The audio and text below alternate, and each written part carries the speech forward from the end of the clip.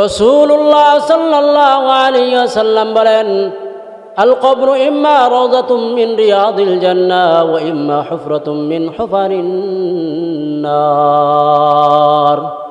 রাসূলুল্লাহ সাল্লাল্লাহু আলাইহি ওয়াসাল্লাম বলেন, এই কবরটা জান্নাতের বাগান সমূহ থেকে কারো জন্য একটি জান্নাতের বাগান হবে, ওয়া ইম্মা হুফরাতুম মিন হুফারিন নার, অথবা জাহান্নামের গর্ত সমূহ থেকে কারো জন্য একটি গর্ত হবে। এই দুই অবস্থার বাইরে তৃতীয় কোনো অবস্থা আর কারো জন্য হবে না। তাই মুহতারাম হাজিরিন, প্রিয় উপস্থিতি, আমরা একটু চিন্তা করে দেখি, আমরা আমাদের দু চোখ বন্ধ করে দেখি, আমার আমলের দ্বারা আমি কি জান্নাতের যাওয়ার জন্য উপক্রম হচ্ছি, নাকি আমার আমলের দ্বারা আমার জন্য জাহান্নাম তৈরি হইতেছে। মুহতারাম হাজিরিন, মৃত্যুর পরে সর্বপ্রথম গাটি হলো কবর। মৃত্যুর পরে আখিরাতের গাটি সময়ের মধ্য থেকে সর্বপ্রথম গাটি হলো কবর। কোনো ব্যক্তি যদি এই কবর নামক গাটিতে ধরা খেয়ে যায়, তাহলে বাকি যে গাটিগুলো রয়েছে সেই গাটিগুলোর মধ্যেও সে ধরা খেয়ে যাবে। আর যদি কোনো ব্যক্তি এই কবর নামক গাটিতে ছাড় পেয়ে যায়, তাহলে বাকি যে গাটিগুলো আছে সেই গাটিগুলোর মধ্যেও সে ছাড় পেয়ে যাবে। এই কারণেই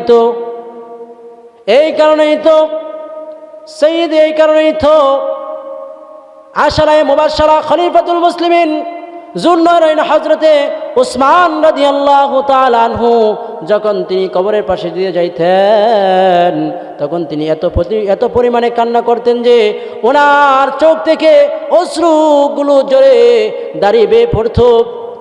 ওনাকে যখন জিজ্ঞাসা করা হলো, ইয়া আমিরুল মুমিনিন, ওগো আমিরুল মুমিনিন, আপনি এত কেন কাঁদতেছেন?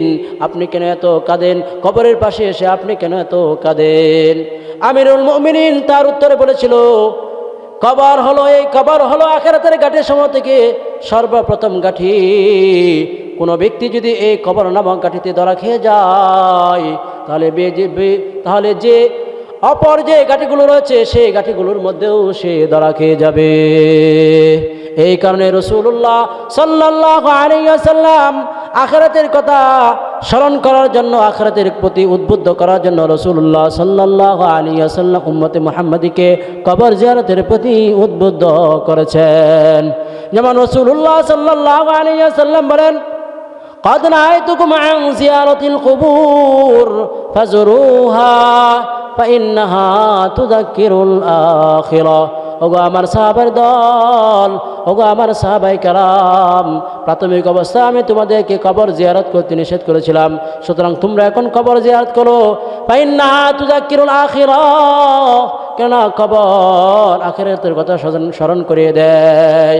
হযরতে আবু হুরায়রা রাদিয়াল্লাহু তাআলা আনহু থেকে বর্ণিত, হযরতে আবু হুরায়রা রাদিয়াল্লাহু তাআলা আনহু বলেন, একদা আমরা রাসূলুল্লাহ সাল্লাল্লাহু আলাইহি ওয়াসাল্লামের সাথে এক কবরস্থানে গেলাম। রাসূলুল্লাহ সাল্লাল্লাহু আলাইহি ওয়াসাল্লাম একটি কবরের পাশে দাঁড়িয়ে তিনি বললেন, এমন কোনো দিন অতিবাহিত হয় না যেদিন কবর স্পষ্ট ভাষায় এই কথা বলে না যে, হে বনি আদমের দল, তোমরা আমাকে ভুলে গেছো, আমি খুবই ভয়ঙ্কর একটি ঘর, পোকামাকড়ের ঘর, খুবই সংকীর্ণতার ঘর। খবরের আযাব কত কঠিন, সহিতে আমি পারিব না। মৃত্যু যন্ত্রণা কত কঠিন, সহিতে আমি পারিব না। ও গো দয়াময় হে রহিম, চাই যে তোমার শুধু করুণা। মৃত্যুর যন্ত্রণা কত কঠিন, সহিতে আমি পারিব না।